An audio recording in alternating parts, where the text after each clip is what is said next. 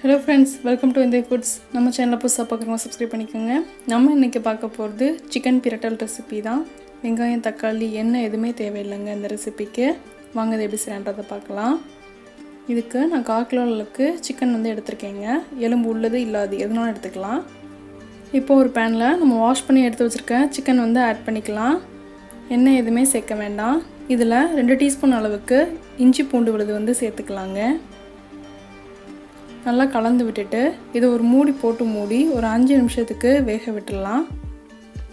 இதில் இந்த மாதிரி ஹோல் இருந்தது அப்படின்னா அதை இந்த மாதிரி ஒரு சின்ன பேப்பர் வச்சு க்ளோஸ் பண்ணி வச்சிடலாங்க. பாருங்கள், இது ஓரளவுக்கு இப்போ வெந்துருச்சு. லைட்டாக கலந்து விட்டுட்டு இன்னும் ஒரு 5 நிமிஷம் வேக விட்டுடலாம். இப்போது சிக்கன் நல்லா வெந்து அதுலேருந்து தண்ணி ஃபுல்லுமே வெளியே வந்துருச்சுங்க.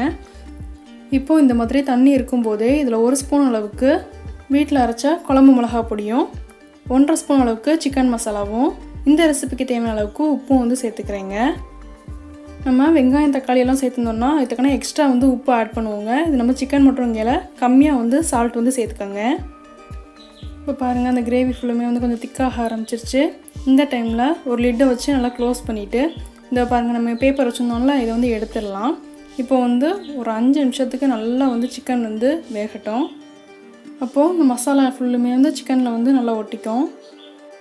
இப்போது இதில் கொஞ்சமாக நறுக்கி வச்சுருக்கிற கொத்தமல்லி இலையும் புதினா இலையும் சேர்த்து நல்லா கலந்து விட்டுட்டு ஒரு நிமிஷம் போல் ஹை ஃப்ளேமில் வச்சு அடுப்பை ஆஃப் பண்ணிடலாங்க.